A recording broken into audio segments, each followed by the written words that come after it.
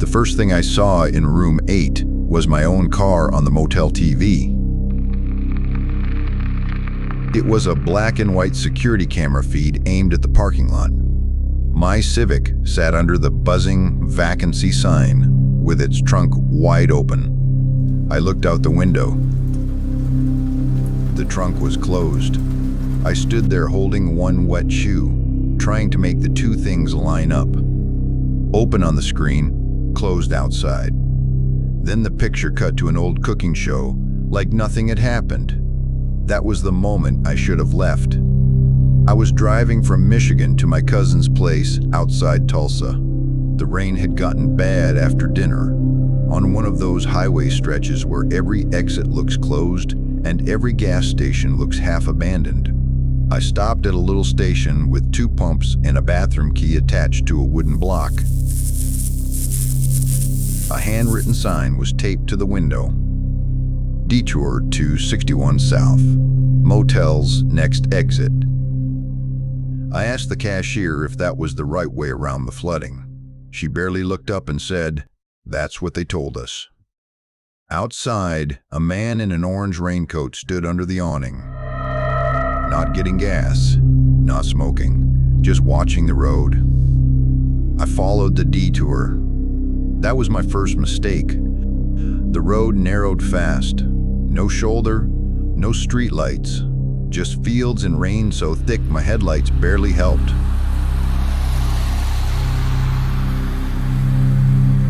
About 10 minutes in, a white pickup pulled behind me and stayed there, close enough that I kept checking the mirror. When the Blue Mile Motor Lodge appeared, I was relieved in the stupidest way. It looked awful, but it had lights, it had rooms, it had a roof. The woman in the office wore a maroon sweater. She asked for my license, my plate number, and whether anyone was staying with me. I said no, just me. Second mistake. She copied my license. Then she slid over the registration card. My name was already written on it, not typed. Written. She said she copied it while I was getting my wallet out. I don't think that was possible, but I was wet, hungry, and embarrassed about being suspicious, so I signed. Room 8 was at the end of the front row. Thin blanket, 2 yellow lamps. Bathroom fan that sounded broken. The carpet felt damp through my sock, like the room had been cleaned too quickly and closed too soon. I set my duffel on the chair, took off one shoe, and turned on the TV for noise. That's when I saw my car. Trunk open on the screen. Trunk closed outside. After the cooking show came on, I checked the lock, then my bag. Nothing was missing. Wallet in my jeans. Keys on the table.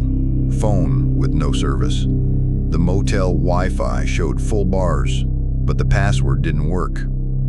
I told myself the feed had been delayed. Maybe the trunk had popped and I had closed it without thinking.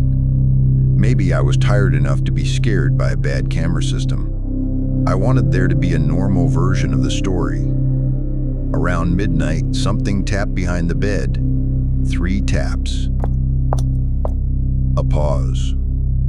3 more. Room 9 was next door, but I hadn't heard anyone go in. The wall between us was thin enough that I could hear plumbing, but not a voice, not a television, not even someone moving around. The tapping stopped when I turned the TV down. A few minutes later, a folded piece of paper slid under my door. I watched it come in. That was worse than the TV, because somebody was close enough to touch the door, and I hadn't heard one footstep. It was a receipt. Blue Mile Motor Lodge. Room 8, 1 adult. Paid cash. Checkout 5:40 a.m. It was 12:22. I had paid with a card, not cash. I opened the door because I was still trying to act normal. Maybe the clerk made a mistake. Maybe the receipt belonged to another room. The walkway was empty. The office light was still on, so I walked over with one shoe tied and one shoe loose. I stepped in a puddle and soaked my sock.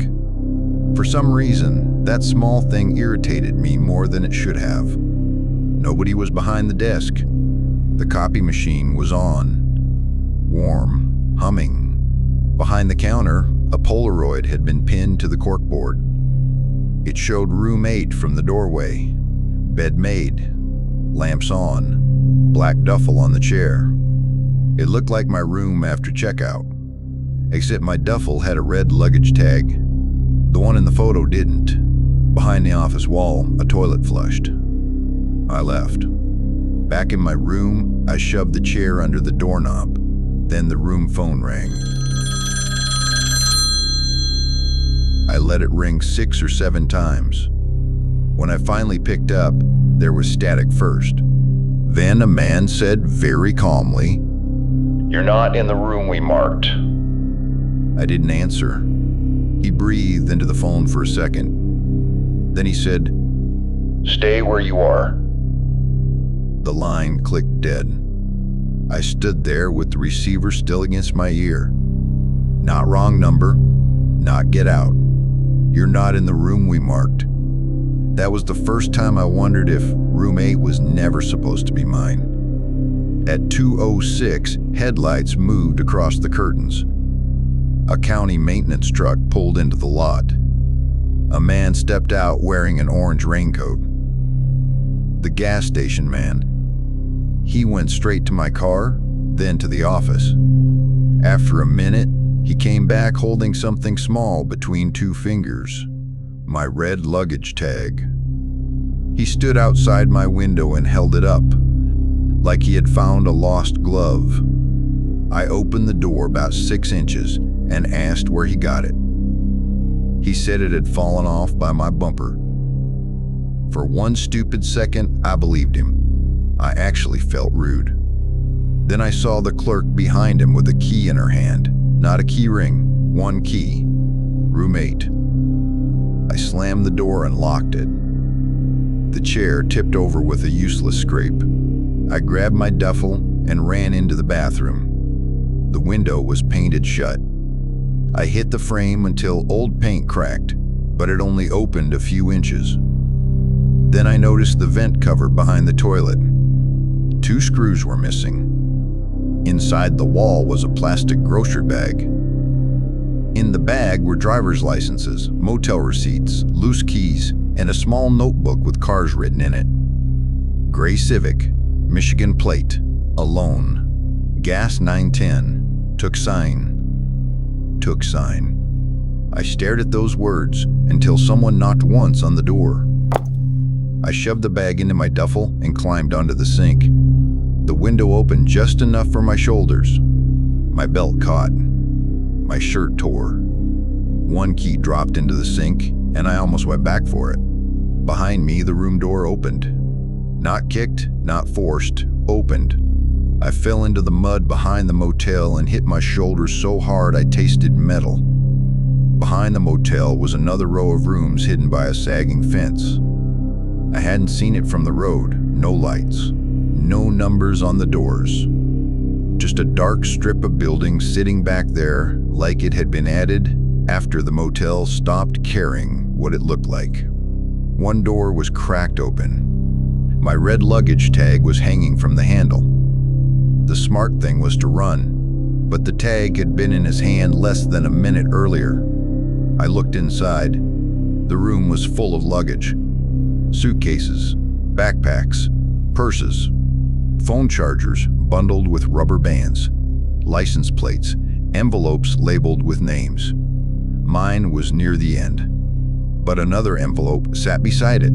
Same room number. Room 8. Different name. Dana Whitlock.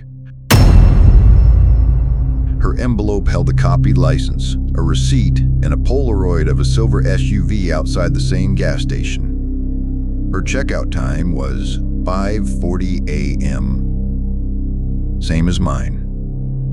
That was when I understood something worse than being targeted.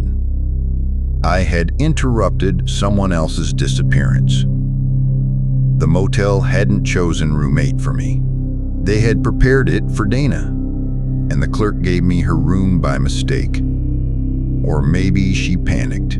Or maybe she didn't care which one of us disappeared. Then I saw one more thing inside Dana's envelope. A red luggage tag. Not mine, hers. Same cheap plastic. I wasn't just in the wrong room. I was in the wrong disappearance. Something moved behind the fence. I ran.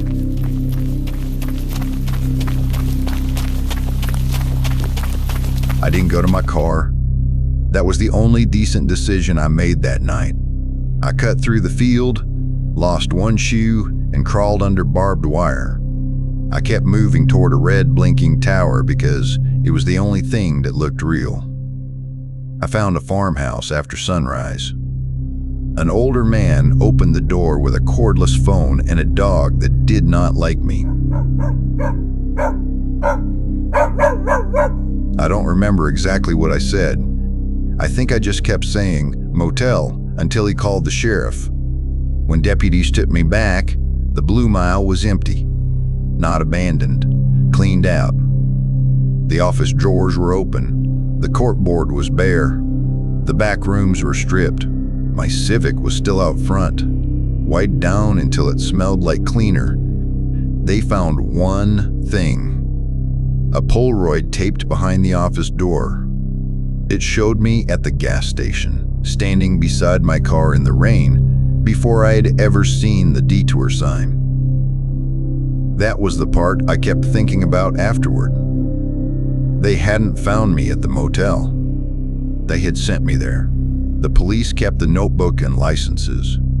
Some names matched missing people, some didn't. I asked about Dana Whitlock. The deputy just wrote her name down and asked me to spell it twice. I never got the kind of ending people want. No arrest, no news segment, no explanation that made any of it smaller. I replaced my license, canceled my cards, changed apartments 2 months later because cars slowing outside kept waking me up. For weeks, I slept with a chair against the door, even though I knew how useless that was. 3 weeks after I moved, a padded envelope showed up with no return address. Inside was my red luggage tag, clean, dry, attached to the brass key from room 8.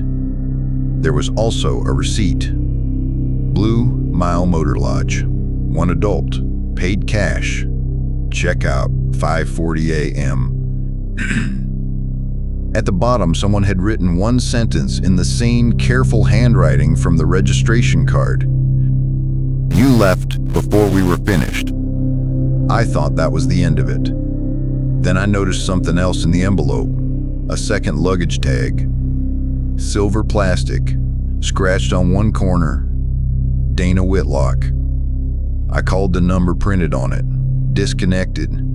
I searched her name online and found one missing person post from her sister, dated 2 days after the motel. Last seen driving a silver SUV near Route 61. For a while, I told myself they sent me the tag to scare me. Now I think they sent it because they blamed me. Because I was the mistake that made them rush. Because I woke up early. Because Dana Whitlock probably didn't. I don't stay at roadside motels anymore. I don't follow handwritten detour signs. I don't tell clerks I'm traveling alone. And whenever I stop for gas at night, I check the windows first. Because sometimes there's a sign already waiting. And sometimes the room they give you was never meant to have your name on it.